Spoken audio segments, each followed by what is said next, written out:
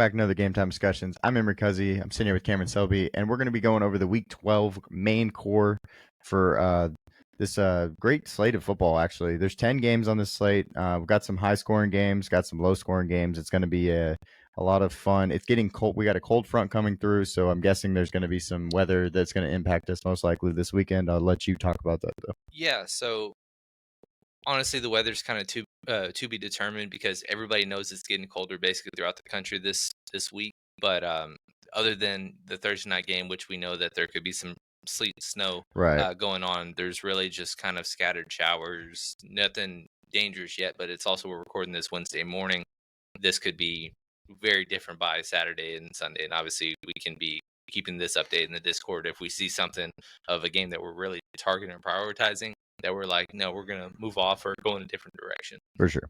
So the highest total in this game, 50.5, is the Lions at the Colts.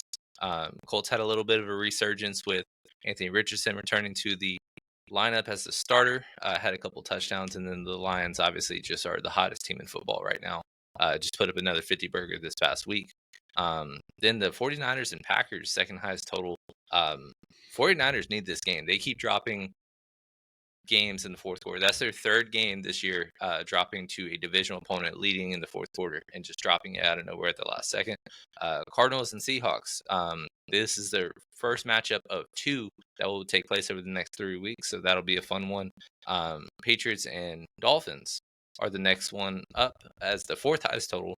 And then Cowboys and Commanders, which would have been one of the games of the week, and obviously it is very sad as a Cowboys fan to see that game and how bad it will be. But how is it going to be bad is the debate that we'll be talking about. Contrarian game of the week, it's really kind of ugly down low, but Buccaneers and Giants kind of stood out because both matchups on both sides, it's very positive for a fantasy game environment. So hopefully we can find some goodness out of that one. And I think Mike Evans is going to return. Yeah, so he actually practiced on an estimated practice report on Monday, which is a good sign. They obviously came off a bye.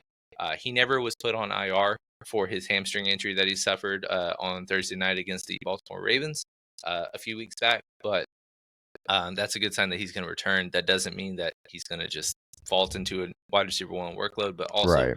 Baker has just been peppering with targets to everybody, not a receiver. So it'll be a welcome sight for him to have somebody to target. And Mike Evans has never been one that needed 15 targets to hit value. He's always been, hey, give me 7 targets, but I'll score 2 touchdowns. And so this is a great environment for him to return to if he is able to go.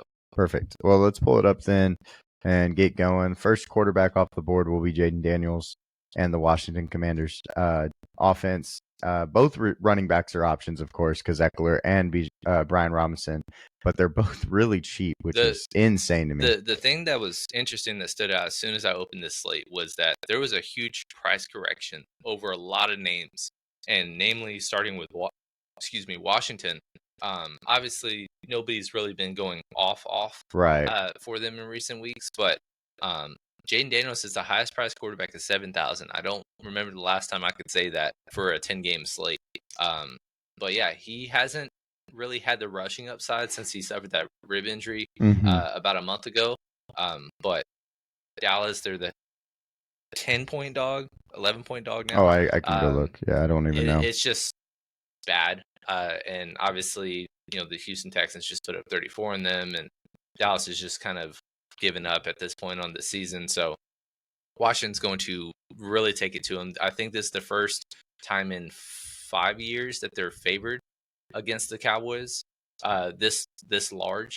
And so 10 points. I got 10 I points. don't understand at all why Brian Robinson Jr. is at 56.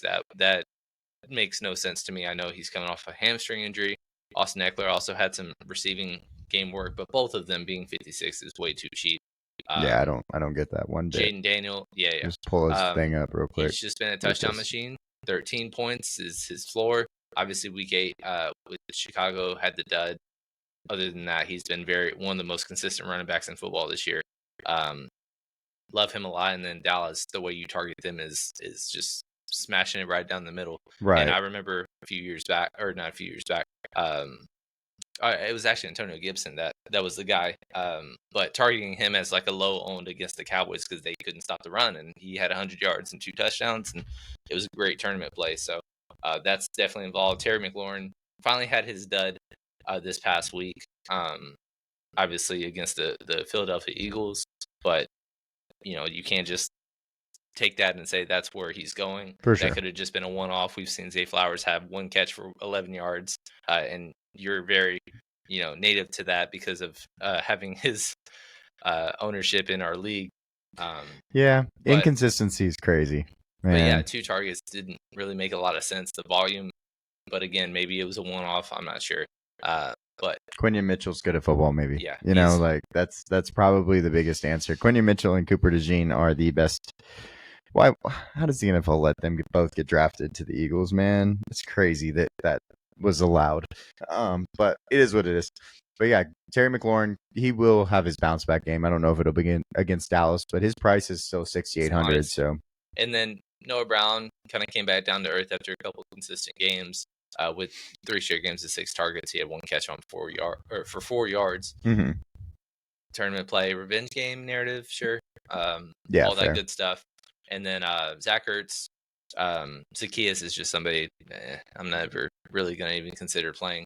Now that I say that he's going to score a touchdown this week. Yeah, he is. But Zach Ertz has been fairly consistent. He had a dud week 9 against the Giants, but other than that, 7. Then 3 games in this sample size with 14 points. Touchdown, red zone threat. He cleaned up in garbage time this past week. Yeah. To become an optimal play. 3,800 modest if you want to get some exposure. It's a great secondary piece for this team. Yep. Let me get past this team and then go over to. Well, let's talk about this Detroit Lions team next. I can't even fathom how they're scoring as many points as that. Like, it's just insane. That we thought they weren't going to score passing touchdowns. Well, they go from 5 interceptions to what? How many touchdowns did Jared Goff have? 4. And they didn't stop. they never stopped. They just said, "Screw it, we're just going to score and score." Our Sunday Live, we were debating on David Montgomery versus Jahmyr Gibbs, and I was the David side, you were the Jahmyr side, and so the first 3 touchdowns, 2 were to David and 1 were to Jahmyr, and so we were like, okay, we're good. Jameer's probably going to have the yardage; they'll probably even out, and we were both right. And then the next 5 touchdowns were not to these guys. Were elsewhere. Obviously, Amon St. Brown, after they were up 3 touchdowns, just went off and ends up with, I believe, 46 or 42. All the points. Look at this, 11 for 11. He hadn't had an 11-target game all year, but they're up 3 touchdowns, so why not give him 11 targets? Jameson Williams, we were like 5,800. Dusty actually called him out, that was his Greg Dortch call of the week. Because he was absolutely right. And we were like, okay, Jameson could, 60-yard touchdown. Yep, that happened. That's what he does. Let me go. Yeah. And then Sam Laporta didn't. He didn't even play. He didn't so play. Brock Wright had his touchdown for him. It was a whole thing.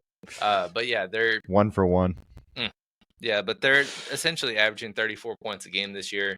Hottest team in football, and they're not afraid to run up the score the way that they're beating teams down. And Jared Goff's throwing for 400 yards when they're up 4 touchdowns in the first half. Like, they're not afraid to just, stand on your neck and just go. And this is a game environment and a defense that we've targeted all year that we always go after Indy. The problem is just having confidence in who's the guy this week that's going to go off. But maybe just play all 5. Yeah, 5 of yeah, them I'm good with that. Figure it out. Well, no, that's what we were talking last week when we were like looking at who was in first place, like midway through this game, and it was like, well, he's got 4 Detroit Lions, and then later on in the game, it was like the next guy that was in first place, he's got 5 Detroit Lions, and I was like, what? So Detroit is definitely somewhere you should target. Indy's not good, guys. Indy is not good at football, and they're not, like we said, they're not scared to put up 50 and just not stop throwing the ball. So we should expect at least, I'm going to expect 40 points out of this team right this week. So I don't blame you whatsoever. So 6,600, sure. Go for it. Yeah. Kyler Murray next up. James Conner has been pretty solid this year, as much as we get annoyed with him. And then going down to Arizona, Marvin Harrison at 6,100 is a crazy price. Michael Wilson, where's Dortch? Because I got to put him on here for Dustin. There he is. And then Trey McBride. Yeah. Obviously, Arizona's coming off a bye, and they're still holding true to being the top of the NFC West. They want to continue this lead. This is a big game for them, especially if they're able to knock Seattle off on the road. I think it'll basically be a true pick'em. If I remember, yeah, it's true pick'em right now. Yeah. So it's a fun game to target. I was just hoping the weather holds up because I know Seattle is not shy of being a rain game in a countrywide bad weather for week. sure. But yeah, if weather holds up, like it's really easy to double stack wherever you want to go with this. And Kyler's been playing out of his mind lately. Every time I've said this, every single time you doubt Marvin Harrison Jr. or his price just dips, just play him It's because so it's cheap. worked out. It is by far the lowest he's been all season, $6,100. He doesn't have the target share or volume to just warrant, hey. But also in recent weeks, they've been blowing out teams 29-9, 31-6. So they didn't have to involve him as much. And so his price has dipped because of it. Seattle's doesn't have an awful secondary, but they've been a team that has given up in a lot of points in multiple facets this year. So good game environment for both sides of this game. For sure. We'll actually talk about the other one in a little bit. But yeah, I really like this side. Trey McBride, again, just give him a damn receiving touchdown because he's got a fumble recovery, he's got a rushing touchdown, but they're just not throwing him in the end zone. But 5 straight games of double-digit points. He would be tight end one if he got some end zone love. For sure. He's just been incredible this year, but it could be even better if he could get some end zone love. He's been their most consistent. Yeah, I was going to say, look at these targets. Like he's just consistently going to get you 7 targets, and he's playing tight end, which is a difficult position a lot of weeks to get comfortable with. Last week, Davis Allen we thought could be a guy, and I believe Kobe Parkinson scored the touchdown. So it's like one of those things where you just can't figure out. And and then Taysom Hill, we back-to-back weeks, we were like, we love Taysom Hill because all the running backs are out. One week we didn't play him. He goes for 46 fantasy points. Oh, it hurts. And then we play, of course, Travis Kelce. And Travis Kelce goes for 8 yards after having 3 straight games of 12 plus targets. Let's just say tight end is difficult, it's guys. Hard. So put him in their stack because it makes it easier, in my opinion. But yeah, let me pull this off and let's go over to the Baker. I think is next. Yeah, Baker. The touchdown. All right, let's do it. And like we said, we talked about both running backs. Yeah, and again, don't know why they're this cheap. That's so cheap. And both of them are in play because both of them are getting receiving work. I'll actually pull up the snap count just to see if somebody's broken away. But I mean, both of them have thrived. Rachaad White's been the touchdown guy of the the running backs in recent weeks, and most of them have become through the air. In the last 2 weeks, Rachaad White's actually had 60% of the snaps. Wow. And Bucky Irving has had 35 in one and then 46 in the other. So they're not afraid to play both of them at the same time. And then Sean Tucker actually had a 0 this past week for the first time since week 5. So they're really just kind of saying, like, these are our guys. And Bucky Irving, like you see, 4 straight weeks, at least 3 targets. He's got a 7-target game in there. But he's also starting to get rushing attempts now. He's starting to get rushing touchdowns. And how is this man $5,300 when he's got 4 out of the last 5? He's going over, don't know, 15 points. Yeah, I don't. It doesn't make sense. And then look at Rachaad White's game log because you said 4 of the last 5 with 15 points. Well, Rachaad White, same 4 straight games over 12. I can't play both of them though. Can't play both, but they're both in play. Yeah, and both of them are stackable. And then, like we said, Mike Evans, if he comes back, I'm not worried about his hamstring. He's healthy if he's good. He was also on a bye, had an extra week, and that's why they didn't put him on IR because they thought he could recover in time. So, great spot. 7,000 is a very modest price. And then your cheap guys really is Jalen McMillan that I would probably prefer as the wide receiver 2. He missed the past week with an injury, but had 2 games of 7 targets plus prior. Right. Cade Otton has basically, his price has been so inflated because he has been consistent, but I think he will see a dip if and when Mike Evans does come down. But yeah, 4 straight games of 8 targets. Actually, the Giants are, I believe, number 1 against tight ends. And again, that's a very flexible, right, for sure, thing to even mention. But at the end of the day, they're all first against tight ends. So he's still in play if you Yeah. wanted to go that route. Again, like Em said, if you double stacking and then including your tight end is just an easy way to make a decision and not have to feel uncomfortable about it. I'm also willing to double stack this game with one of the running backs. So if Mike Evans is back, I think going with like Bucky Irving and Mike Evans would make a lot of sense. And there are some players you can bring back on the Giants side of the ball. One of them being, well, we'll actually talk about. Oh no, we're not going to talk about the Giants yet. They are the puke stack. I completely forgot who's playing quarterback for them this week. We will go to Geno Smith real quick and go over his game log. He's been pretty solid throughout the year. He's been pretty consistent guy. Let me find his pass catchers. DK, JSN. We were absolutely right that JSN was the better play last week. We should have played him like you said, Cameron. I know. It's okay. More confidence.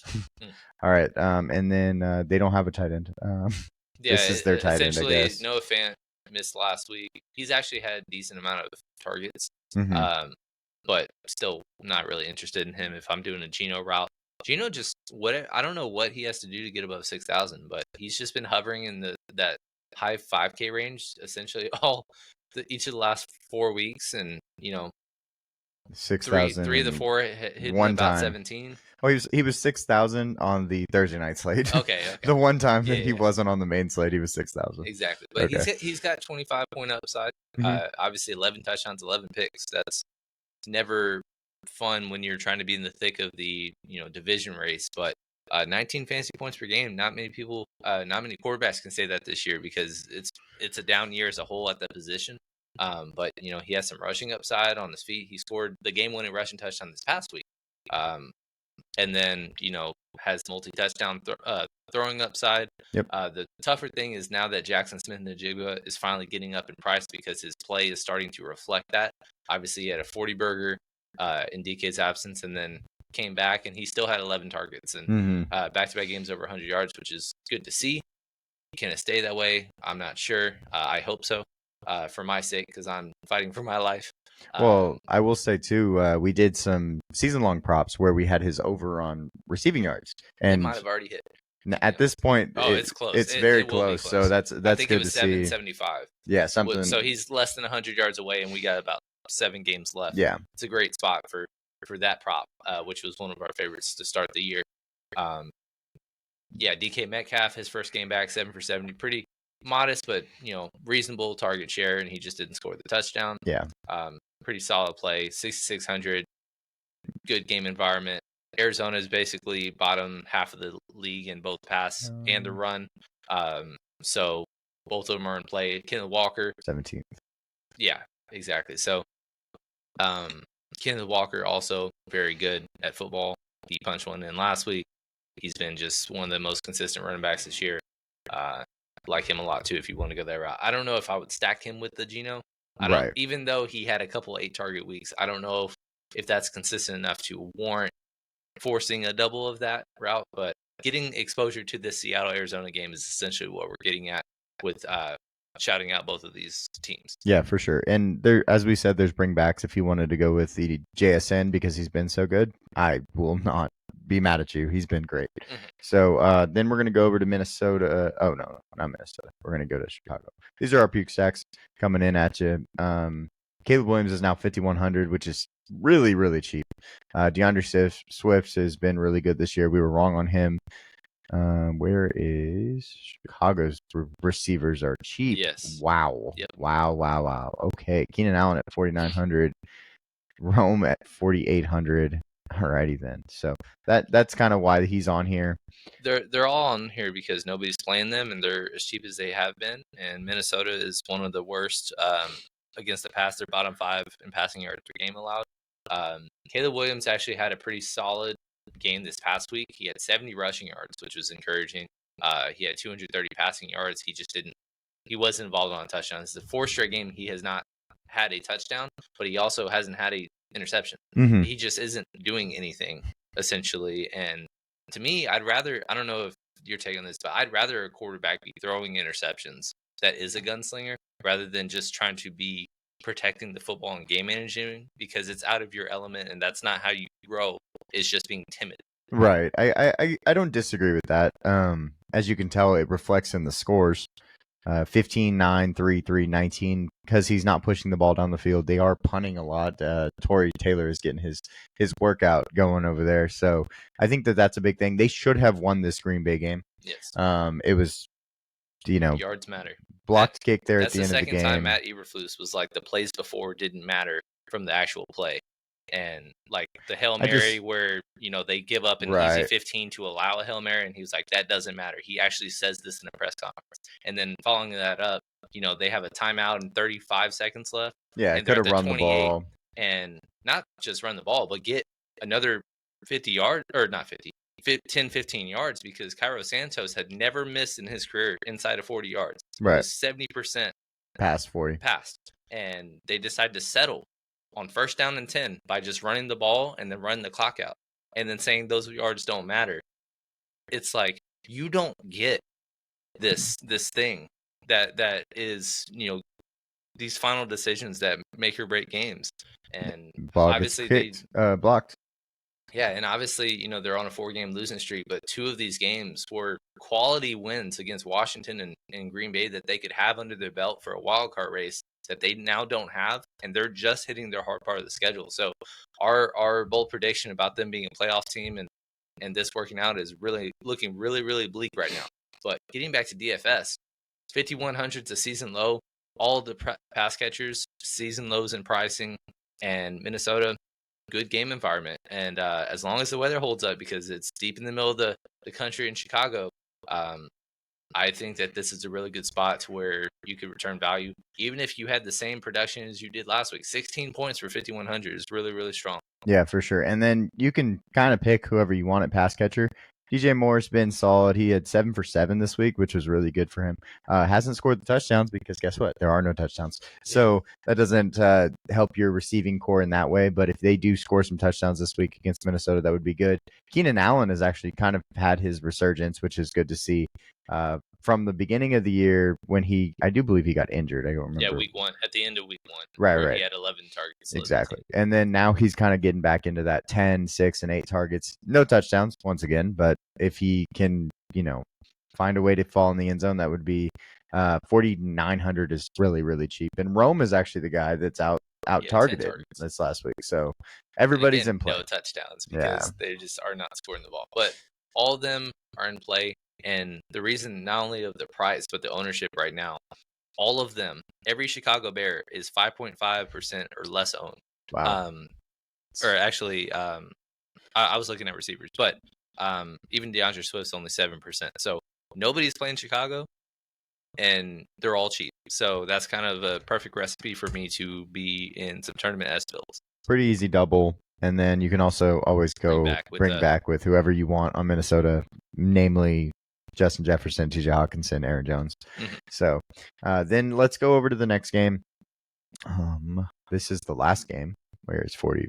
Oh, man. How much does he cost? He's 4,000. Jeez. Yeah. That's awesome. And that's why we're playing him. There he is.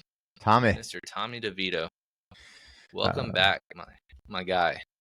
And then let's get some wide receivers out there. Malik Neighbors, I'm guessing, is going to be his wide receiver 1. I don't know, though, because when you put a new quarterback in there, they have rapport with certain players. And Neighbors might not be that guy. It might be Wandell or come all the way down to Darius Slayton.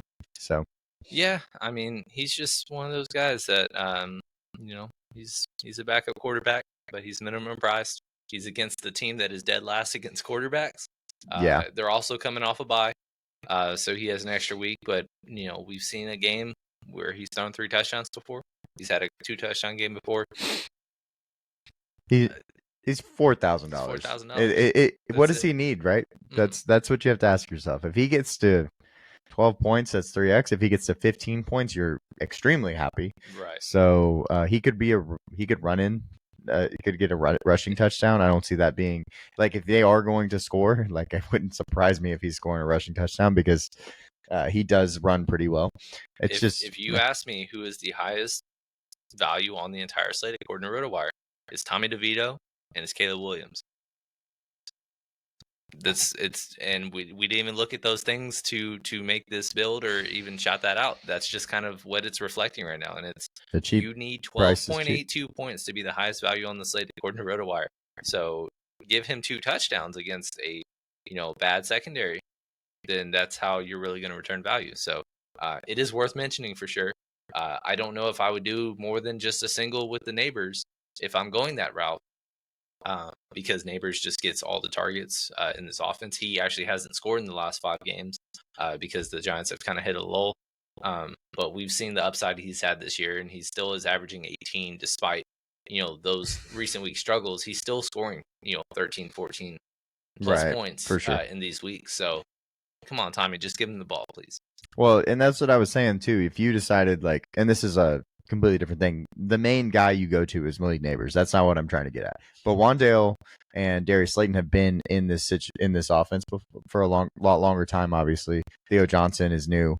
But you look at those other two guys, they could have a rapport with Tommy DeVito where he's like, well, I know what these guys are going to do, how they're going to play, what they're going to, get open, how they're going to move and stuff. So they might get the targets. Wandale's actually gotten a ton of targets this year. So let me pull his up real quick just so we can look at it. 8, 9, 11. He has opportunities to take in some targets also. So maybe he's the guy this week. You're going to get a super cheap stack. If you want me to call my shot, I will say if he does play, because he is questionable with a concussion, but they did have a bye, so you would think that he would be able to play, but Malik Neighbors missed multiple games with concussion, so you just never know. But if I'm going to call my shot and say there's a less than 1%er that's going to just have 100 yards, it's Darius Slayton, just because he's 4,600. I don't know if I trust him being there. There's a backup quarterback. Nobody's going to want to play him, but he still has the upside. Look at week 5. That was one of those games where we were deciding on a Giants receiver last man in, and we went with Wandale, and should have gone with he did fine with but Slayton. He didn't go 8 for 11 for a touchdown. Yeah, for sure. No, completely agree with that. But so like we said, just if you're gonna play Tommy, you don't even have to stack him. Just all puke. Yeah, nothing else. And then I will say I was really surprised again, Tyrone Tracy and his price being $6,000. Yeah, he had a cheap. season high, or not a season high. One of his season highs with 80% of the snaps in his last game against the Panthers. He had the game costing fumble, but he still had 100 yards, and I don't think that they will take work away from him when this is the evaluation point where they're viable for the number 1 pick. They're going to be like, all right, Tyrone Tracy, do we, in this strong-ass running back class that we're about to have, are you the guy that we're going to do, or are we going to need to get somebody? So I don't expect them to just have a 1-year deal Singletary taking all the workload towards the end of the season when they're vying for the number 1 pick. I think they're just going to say, Tyrone, you're going to be our guy the rest of the way, and he's a league winner and all that good stuff. That fumble doesn't really concern me, but yeah, 6,000 I think is too cheap. Fair enough. Let me clear these off. We're gonna get over to some running backs because there are some studs, and we're gonna go back to the well a little bit on this because we know who has been good for a long time. Christian McCaffrey up here. I will say also Joe Mixon is interesting, but we don't have him on the board. Basically, every thumbnail we've had this year is once again our studs. But Christian McCaffrey, he's had really solid workload. 24 opportunities this past week. He just didn't score, which is crazy because we went through a game script last year where anytime touchdown, just click it. And I think he went through 13 straight games where he scored. Through the year prior, he had still been scoring, basically. Exactly. And back-to-back games, he hasn't scored yet. But Green Bay, once again, a good game environment for running backs to produce against. CMC, his price actually went up. I hope that just means his ownership just goes way down. Yeah. Right now, he's still one of the higher owned running backs for good reason because he has the upside for it. But once again, the chalky guy did not work, and we should have baited him a little more than we did. Yep. All right, and then Achane is the next guy because he's been so good. He just continues. In the last 4 weeks with Tua, 26, 32, and 20. Of course, he had that one dud against the Rams. That was the weirdest game ever on Monday Night Football, though. So we're not going to really give him pushback for that. But he's been one of our mainstays for the whole year. Now, finally, his price is moving up, though. Going up very slowly at this point, but moving up a little much, a little uncomfortable. Yeah, he just does it through the air. He does it through the pass. They targeted him in the red zone. Mm-hmm. He's still 7,500. I think right now he's the highest owned projected running back and skill player overall. So nice. New England, they're favorites. Deserving. 5 box running back, all that good stuff. Click on his name. We're gonna have exposure to him. Yep, absolutely. And then going to the next guy, Jahmyr Gibbs. Haven't heard his name since a day ago. But yeah, Jahmyr Gibbs once again. He's got to be on here. Yeah. Just consistency is crazy from this guy every single week, and he doesn't do it with volume. That's the part that's amazing. He just. How about? And he's highly efficient. I mean, yeah, set 11.5, 7 yards a carry. And then the 1 week he had only 3.7. Oh well, he had 2 catches for 19 yards a catch. Right. So he's a big play guy. He had a 54-yard catch last week. He has 9 touchdowns on the year. Is that actually more than David, or is it right the same? Last year, David was the guy that was getting all the goal line work. So it's pretty even split now. Yeah. I mean, he scored 2 this week. Right. So that kind of did both, it. Once again, they're both in play. This week I actually side more so with Jahmyr Gibbs as the play. But again, he's going to have modest ownership, good game environment. Detroit scoring 30 to 40 points, so hopefully it's Jahmyr Gibbs doing most of that workload. That's just kind of how we view it. Yep. And then Jonathan Taylor. Looking at his game log, it hasn't been necessarily amazing, but he is playing a team that in Detroit where they haven't been as good against the run since Aiden Hutchinson's gone down, and I'm expecting they're going to need to score some points because I think Detroit's going to go for like I said 40 earlier. So Jonathan Taylor gives them the best opportunity to do that. 24 attempts last game. He is going to get basically 22 plus attempts or opportunities per game. So that's a big deal. Yeah, and I know earlier you said that India isn't good at football and stuff. Defensively. I actually think that this is a trap game. Oh. I think that this could be a potential upset week. And I know Detroit is a 7.5-point favorite on the road, but this just has the recipe of a potential, coming off a high of just beating down Jacksonville, Indy coming off a big win on the road, even though it is against the lowly Jets. But Jonathan Taylor, if they were going to do so, is going to lead the way with him just getting all the volume, controlling milk and clock, and working out the way they do. Obviously, third against running backs isn't something to be excited about. But Anthony Richardson and Jonathan Taylor, I think, has enough of a spark to where they can score enough points to stay ahead and be ahead.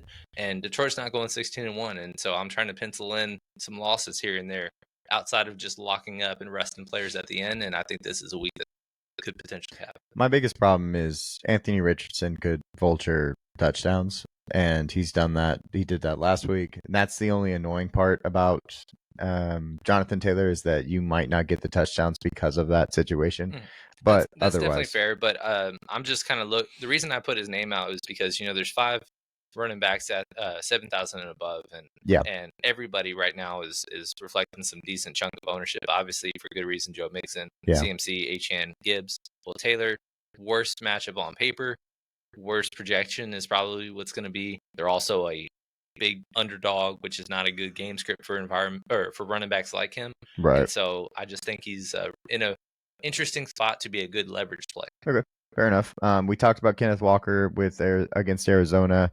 We're going to talk about James Conner. We talked about James Conner on the other side of that game. Similarly, Tyron Tracy. But so we kind of talked about a lot of the mid-price guys already. The one guy that is mid-price that we have to kind of talk about is Kareem Hunt. It'll be very dependent on Isaiah Pacheco.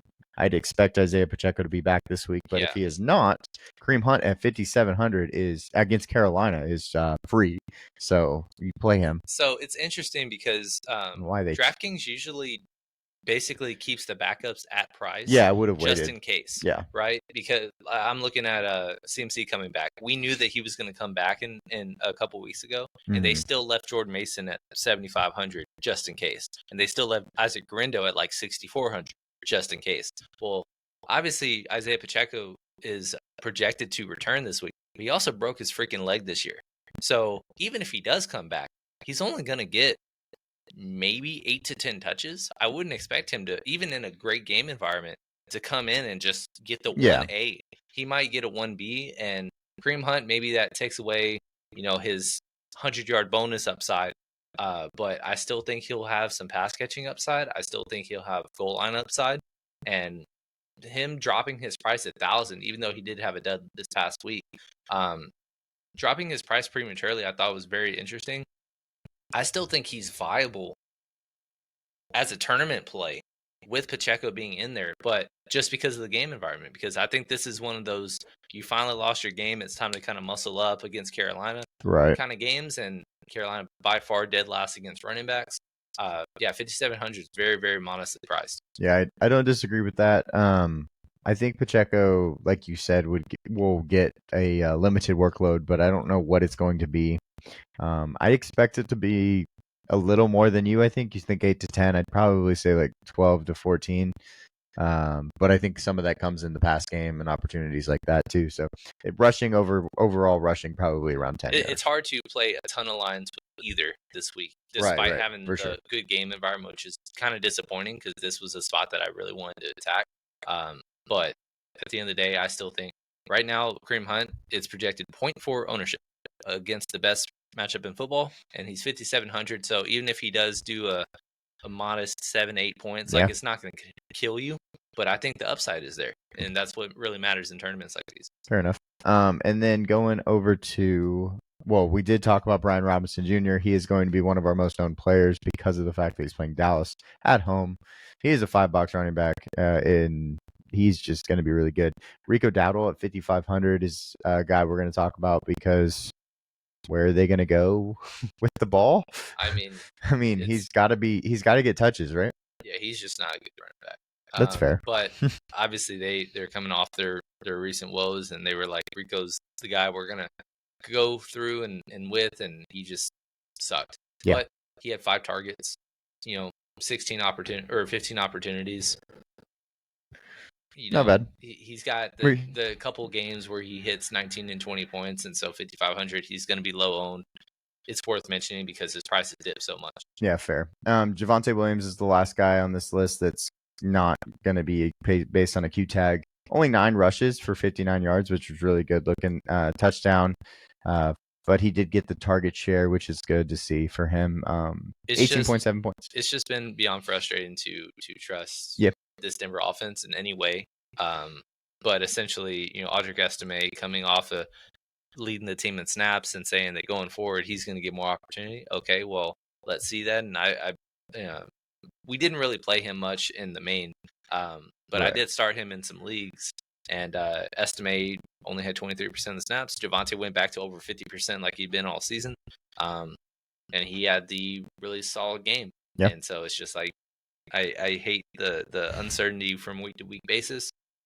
I wish that they would just be like, all right, Estime, you're the Jamal Williams, and Javonte, you're the DeAndre Swift or Jahmyr Gibbs, and just run that way until you find an upgrade at running back to where you can consistently invest in these guys. But it's hard to trust either. The ownership's going to reflect that, but it's a good game environment, and they're all cheap. Fair enough. And then there is one guy we have to mention just based on if Alexander Madison's playing. Amir Abdullah is basically the next guy up on the Raiders, way down here at 4,300. He will be talked about more if Alexander Madison's out, basically. Nothing special, though. Yeah, he's not anything special. He's a pass-catching kind of scat back that basically Zamir White and Alexander Madison both could be missing this week. And so if that's the case, he's 4,300. He's a starting running back, bring back option. Put him in your line. Sure. Yeah, sure. Why not? All right. First look. Let's see it. All right. Let's what you got? Let's see. I'm gonna start with a Jared Goff stack. Yeah, that's fair. Okay. Well, then I'll take Puke. And then obviously put in Amon Ra. And Jameson. Whoa, okay. Do you want to put Jameer in? Yeah, I do. Okay. Actually.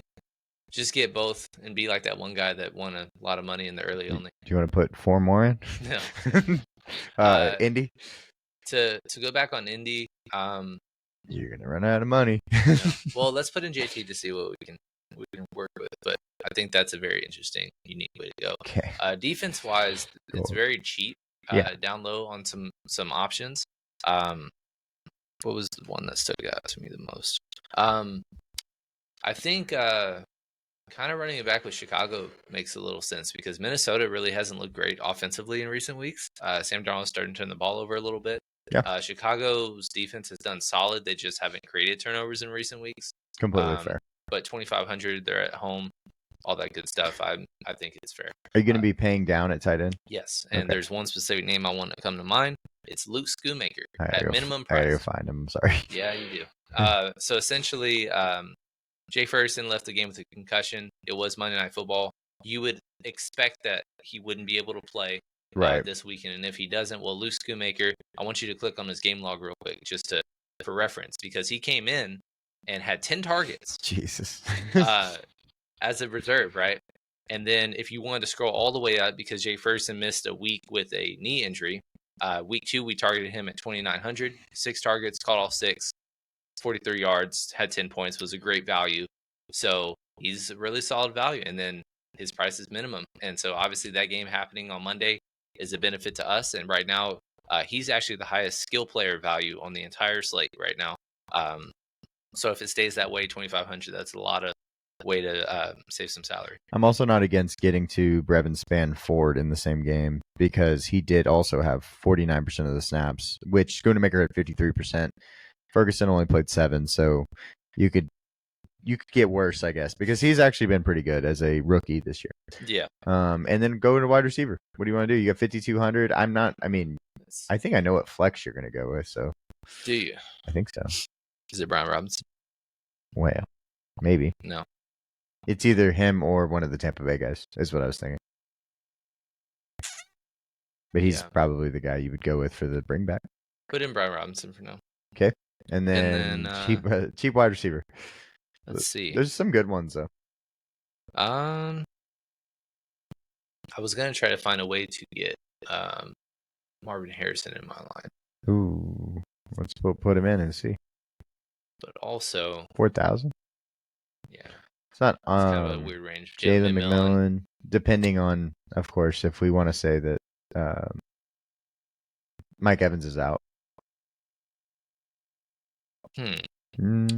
What if we Vele is an option. Take out Taylor and put in Robinson at running back for me?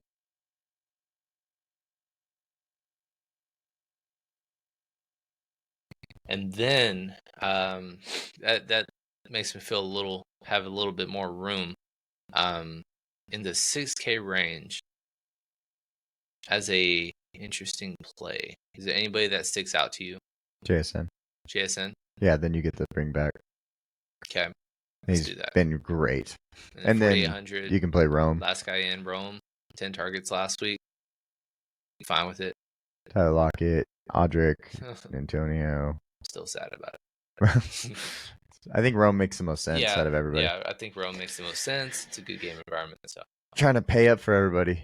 You do not have a bring back against Detroit, but that's just saying you're going to get a blowout. So it does not follow your game script, but it follows it follows the natural game script that I think most people are going to be thinking about. Right. Especially in a game that is, let's go see. I need to go check what the spread is on that game. I bet it's huge.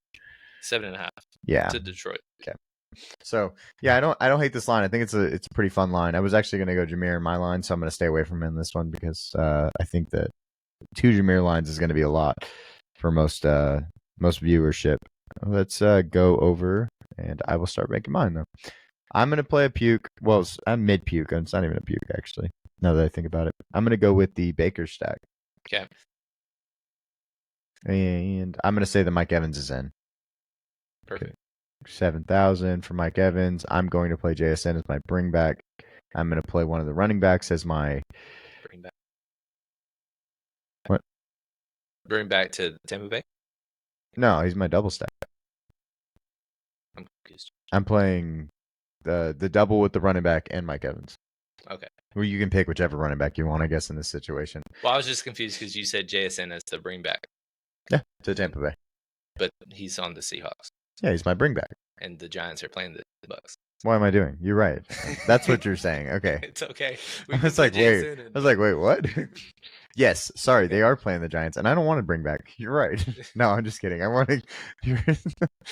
I didn't even notice. You're absolutely correct. Let me go down and grab my actual bring back, which is going to be Darius Slayton. We're going to just say that everybody's playing in this situation. Okay. I do want to play JSN. I was thinking about playing Marvin Harrison also. I know you did that on the last one. I want to get to the most expensive running backs. Which one is your favorite right now? Right now, HN. Okay. $5 running back, true $5 running back. Beautiful. Makes a lot of sense in my opinion. I'm not going to play a New England player in this situation. I will also be going down to Chicago, where are the Bears? There you are. Gives me a solid amount of money. If I did go to Schoonamaker, which, oh my gosh, I got to go find him again. Or Bryn Full. You have a lot of money if you went Schoon. 82 gives that's just me, short of Amon-Ra. Dang it, that's what I wanted. Oh man, that stinks. I mean, I'm not against though playing Joe Mixon here too, because he is also a $5 running back. If you want to play both $5 running backs in the top. Mm-hmm. And I also was thinking that if you wanted to go kind of mid tier, with this build, I think it could have made work. Putting Trey McBride as the bring back of Jackson, and I think that would leave about 4,900. 49, which would give me Keenan Allen. No, 5,100. Okay. I don't know what that helps me with. Jacoby Meyer.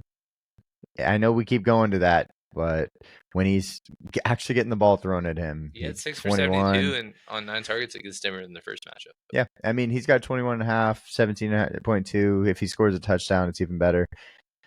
Wouldn't be against going here. Who else is in this range? Let's see. Xavier Worthy being 5,000, like he's another one that had $1,000 price tip. Reasonable. Yeah, Jaden Reed at 5,900 is interesting. I wish I could get up to that. Let's see. Keenan Allen. If I wanted to stack, I don't know if I want to do that. I think Jacoby Myers makes the most sense in my personal opinion. Okay, as a standalone. Yeah, I'm not mad at that. I might pull Trey McBride out. I'm gonna put in. Go to wide receiver because I said I was going to do this anyways. Put in Marvin Harrison. 46. What does 46 give me? Well, if Ferg plays. But I'm not mad at going back to Hawkinson. Yeah, he had a dud this past week, but I think that you could also go up somewhere else. Maybe get off of JSN and go up higher. You could maybe go from HN to you could trade Joe Mixon. You could trade your bring back of Tampa Bay with Tyrone Tracy. Yeah, I could do that. And then go back to Schoon. Here. Or that yeah, this is how I would probably. What is Tyron? 6,000. And then go to Schoonamaker, way down, 25. And that gives me $100 too little. Dang it, I'm still 100 short for Amon-Ra. But yeah, y'all saw a bunch of different kinds of ways to make this line, honestly. Right. I actually think, what is Wando's price? Or could I just go up? In the mid fours, I thought. Let's just go up here. No. Let's just go up here and see what happens. Neighbors. Yeah, why not? Let's just go see. Where's Schoon? Oh my goodness, I passed him for sure. There he is. Luke. And then 68 for running back. I think 65 is James Conner. I'm 100 short on Kenneth Walker. 100 short is the theme of this. Yeah, wow. But I'm going to just do this. Why not? Because he could be the guy that's at this point. I don't know if we can make lines without Detroit. I'm trying. Yeah, I was going to say I'm trying to play Detroit players, and it's just not working.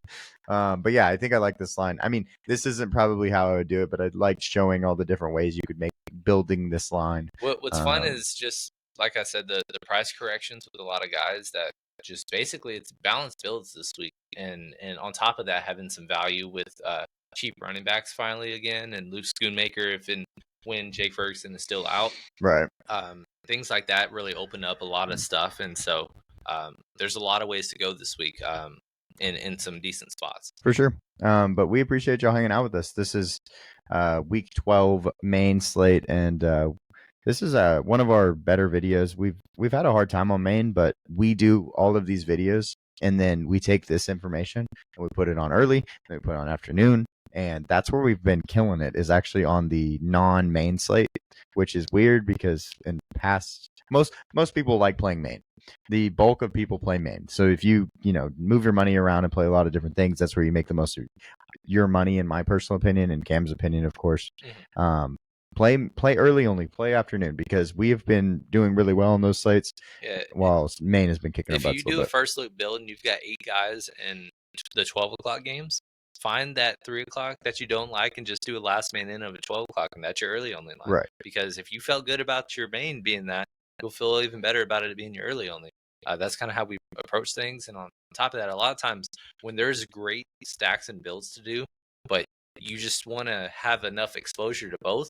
Well, like say you won a bunch of lines with the 3 o'clock game, but man, I don't want to continue to fade him. Well, early only approach, or just throw them all in the afternoon only, if that applies. So a lot of different ways to go. 10-game slate this week. We're going to go back to a full week without buys next week, so it'll be a big one. So yeah, a lot of fun, a lot of good stuff.